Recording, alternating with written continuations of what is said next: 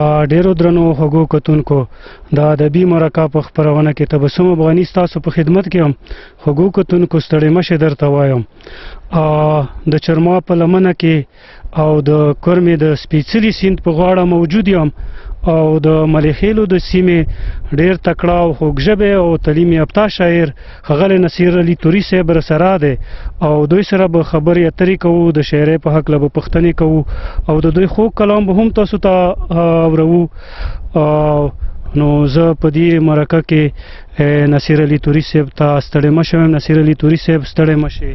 ډیره مننه تبسم صاحب، تاسو ته هرکلی یم او تاسو سره مرګلي زوار صاحب ته هرکلی یم او تاسو دا کوم زیار وباسلی دی او دا کوم پروګرام تاسو شروع کړی دی دا ډیر د ستاینې وړ دی. ډیره مننه. ښاد اوسې توري صاحب. توري صاحب کړومبنۍ سره خپله پیژندګلو وکړئ. تبسم صاحب نامه م نصیر علي دی او تخلص م تورای دی.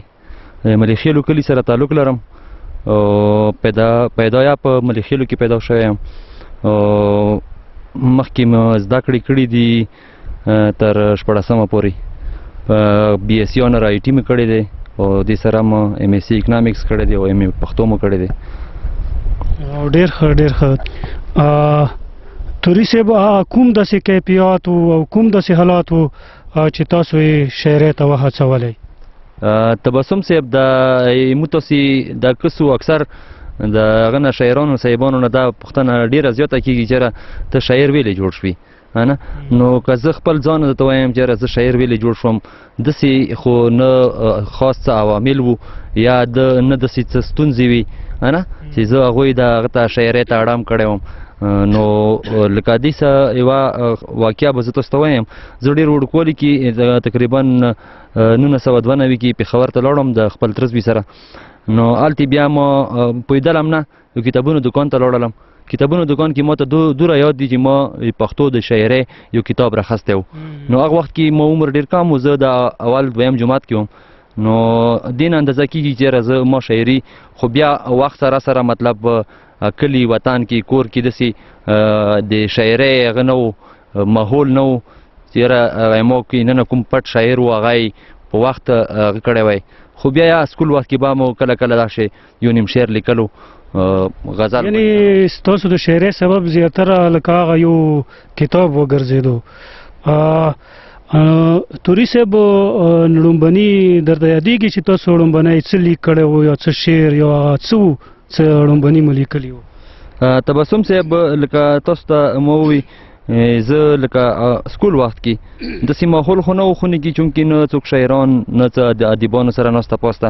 بیا یا مو به کله شعر یو نیم شعر لیکلو، ټپه هم به لیکله، شعر به لیکلو او دې سره لکه هغه مرثیه هم به لیکله نه مرثیه کې لکه اکثر بیاني سلام دا شی یو نیم هغه به لیکلو خو هغه به بیا مو سره ځان سره ونه ساتلی شولو. نو بیا بده مرغه هغه هم سره اوس نشته دي. خو بیا یا مطلب باقاعده کومه شاعري ما شروع کړله هغه بیا زه تقریبا هغه کې وم کالج وخت کې وم نه چې هغه کې وخت کې بیا هغه کلام ما سره شته دی ما محفوظ ساتلی دی. ډېر ښه. تر اوسه به مو څومره شاعري کړې وي؟ نو که په تعداد خوشي تعداد نه خو زه نشم ویلی. اصل خبره د معیار وي. شاعري خو مطلب لیکل خو ما ډېر کړي دي خو داسې یو ځای ته ما راغونډ نه دي کړي چې د یو کتاب هومره شاعري به وي. بالکل کتاب کیدای شي، زیات هم کیدای شي ځکه چې تقریبا ما شاعري په 2004 نه باقاعده شاعري دی. 2004 نه نسه تر اوسه پورې کوم ما سره خپل کلام دی هغه ما سره شته. او کتاب خو مو چاپ کړی نه دی؟ نه چاپ کړی خو مو نه دی خو وخت سره به کسو څه اراده لروئ چې خپل کتاب چاپ کړي؟ انشاءالله غواړو د تخلیق د انسان بچي وي هر سړی غواړي چې وپېژندل شي او د شعرونو هغه سره مو غواړم چې وشي. په غزل او نظم کې کوم یو زیات خوښوئ؟ په کوم باندې زیات کار کوئ؟ کوم یو زیات لیکئ؟ غزل اصل کې خوښ خو مو ډېر زیات غزل دی لیکم غزل زیات خو بیا نظم هم لیکم.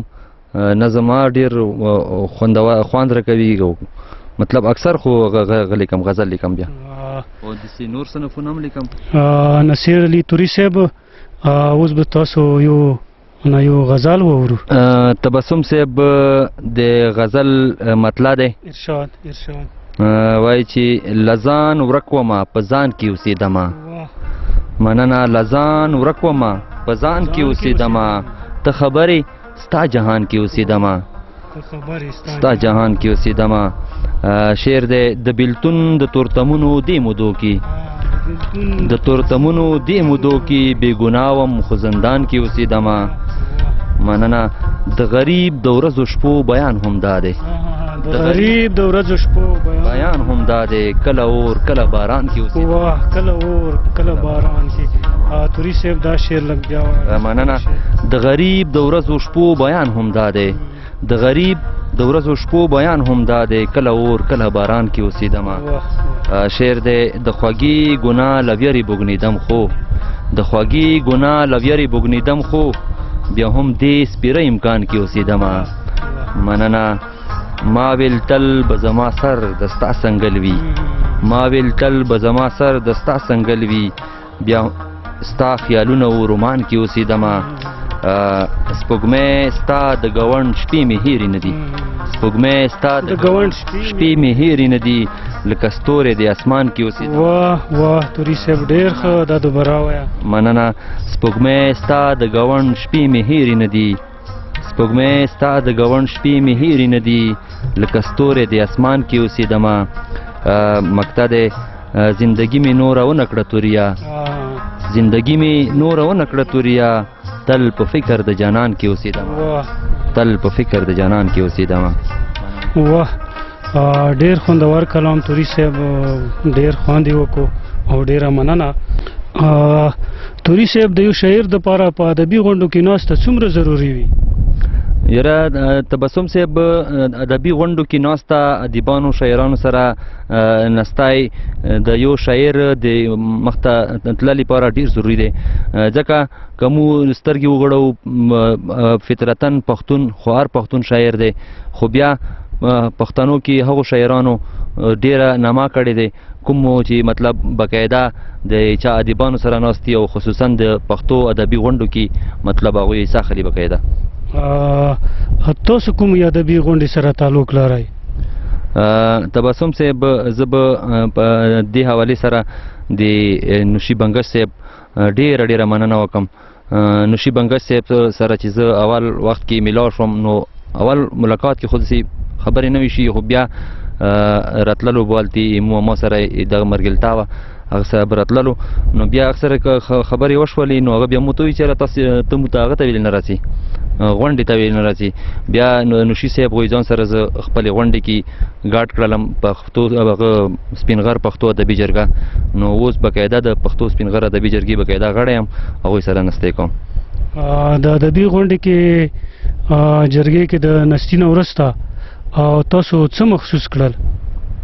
ادبي غونډې کې لکه دې نه مخکې داسې و تبسم صاحب لکه شاعري به ما کوله خو اول خو دا چې زه ډېرو سوا د خپلو ملګرو نه زه چاته معلوم نه وم او دې نه علاوه هغه زه د شاعرۍ مطلب ادیبانو شاعرانو کوم کړه وړه دي په هغوی نه پوهېدلم داسې خاص نه ما که زیات څه کړي وو یا ما لوسته کړې وه یا ما ریډیو او ټي وي په دې شیانو باندې د شاعران ادیبان لیدلي وو نه او کله کله به مطلب داسې وشو هغه کالج یونیورسټۍ وخت کې به د کوارټ کې کوم هغه وو ادبي د اردو غړي وو هغوی به کولې مشاعرې کولې نو هلته به کله کله لوړلو نو ډېره ماته ډېره زیات مطلب وده راکړله د پښتو سپین. توري صاحب زیاتره خلک دا سوچ لري چې یاره په ژوند کې ناکام سړی چې وي هغه شاعر وي نو تاسو د دې سوچ فکر سره اتفاق لرئ؟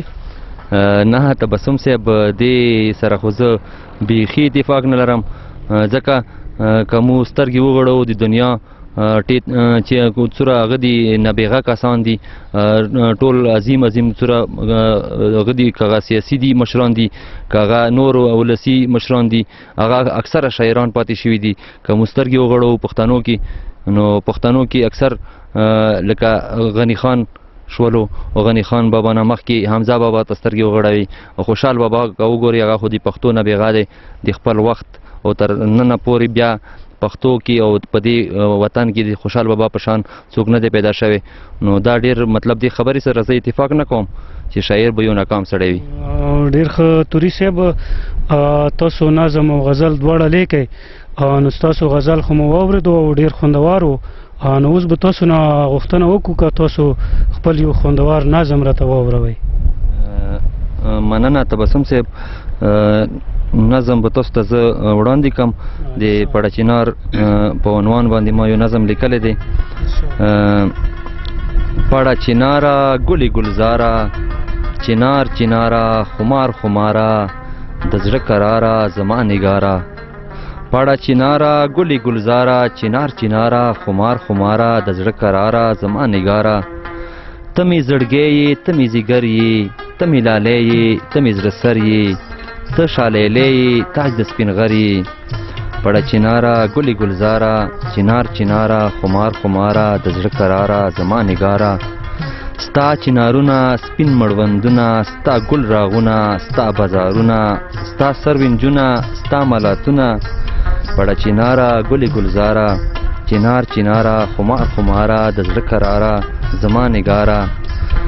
چې ځوان په تن شوم په تا مین شوم، ټپه ټپه شوم اتڼ اتڼ شوم، دلته کې ورک شوم دلته سرګن شوم. مننه. چې ځوان په تن شوم په تا مین شوم، ټپه ټپه شوم اتڼ اتڼ شوم، دلته کې ورک شوم دلته سرګن شوم. پړچیناره ګلې ګلزاره، چنار چناره خمار خماره، د زړه قراره زما نګاره. ډېره مننه ته. ډېر خوند یې وکړو، ډېره مننه او ډېر خوږ نظم و، ډېر خوندور نظم و توري صاحب. او یقینا چې تاسو غزل او نظم دواړه ډېر ښه لیکئ. توري صاحب دا درته ووایه چې د شعر دپاره د ادب دپاره تنقید څومره ضرورت دی؟ تبسم صاحب، ما لکه تاسو سره مخکې خبره وکړله، کله چې زه د سپین غر پښتو ادبي جرګې ته راغلم نو بیا ما ته خپل کلام کې ډېرې کمزورۍ په ګوته شولې. نو تنقید داسې دی لکه د یو شي ته ښکلا ورکول. یو شی به وي جوړ به وي، یو مطلب یو فنکار به یو شی جوړ کړي، یو څیز به جوړ کړي، هغه به مطلب یو نوم به وي چې یاره دا شی دی، خو چې څو پورې هغه ته ښکلا نه دی ورکړی شوي، څو پورې هغه سم نه دی شوی، نو هوره پورې هغه شی که څوک مارکیټ ته یوسي، هغه که څوک بازار ته یوسي، هغه د بیا بیه نه کوي. همداسې شاعري هم همداسې دی. شاعري دی که هغه د ادب یو بل صنف دی، هغه کې تنقید ډېر زیات اهمیت لري. تنقید نه بغیر که هغه شاعري دی او که هغه نور ادبي مطلب صنفونه دي، هغه بیا نیمګړي پاتې وي. اوس تاسو ته څه ښکاري چې تنقید اوس د نوي څه کوم دور شاعري دی او د نوي شاعران څه کوم دي، دا د تنقید زغم لري؟ تبسم صاحب، بدقسمتي دا دی چې موږ خلک د تنقید یو خدا زغم نه لري. کوم مطلب که شاعران دي هغه زغم نه لري، او بیا بدمرغه کوم خلک چې تنقید کوي په کار دا دی چې کوم سړی تنقید کوي، کوم کس تنقید کوي، هغه په دې پوه وي، په مطلب د شاعرۍ په مطلب کمیو او خوبیو هغه پوه وي، نو هغه په کار دی بیا تنقید وکړي. او تنقید داسې تنقید وکړي چې هغه تعمیري وي، تنقیدي هغه نه وي، تخریبي نه وي. نو تنقید برای تعمیر بیا ګټه کوي، او که بیا کوم کسان په تنقید په ګټې پوهېږي هغه بیا زغم هم لري، هغه بیا زغم لري، هغه بیا برداشت کوی شي تنقید، چې په هغه باندې مطلب کوم تنقید وشي هغه بیا تنقید برداشت کوي.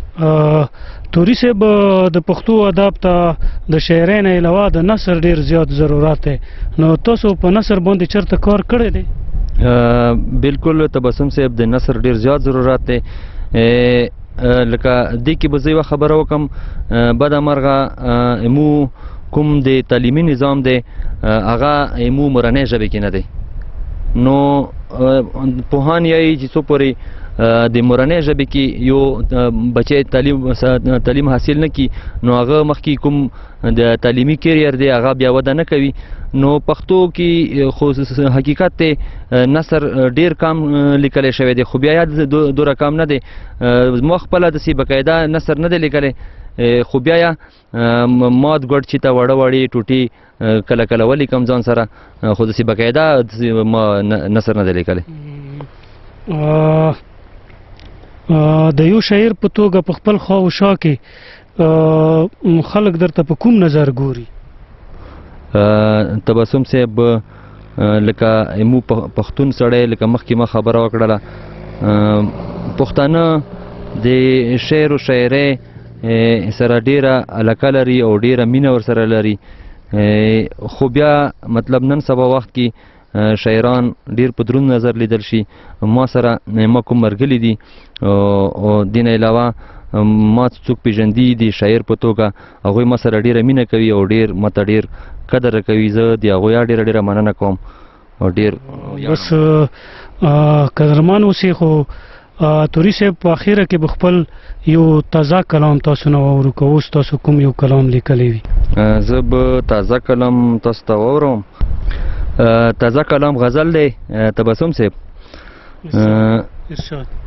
مقطع دی هر ماښام دی په یادونو لیمنم کړم واه هر ماښام دی په یادونو لیمنم کړم تا پر یخ یم زه اوس هم دستا غم کړم مننه هر ماښام دی په یادونو لیمنم کړم تا پر یخ یم زه اوس هم دستا غم کړم مننه نه مې سیل د ګلو شته دی نه خادی شته نه مې سیل د ګلو شته دی نه خادی شته شوګیري د ستا په غم تر صبح دم کړم مننه شوګیري د ستا په غم تر صبح دم کړم ما منلې د ستا جور دی په سر سترګو ما منلې د ستا جور دی په سر سترګو خو به څو پورې بدبخته یم چې زغم کړم مننه خو به څو پورې بدبخته یم چې زغم کړم د یادونو تصویرونه د ساتم خو د یادونو تصویرونه د ساتم خو کله وایم چې خوارۍ په عالم کړم کله وایم چې خوارۍ په عالم کړم د توري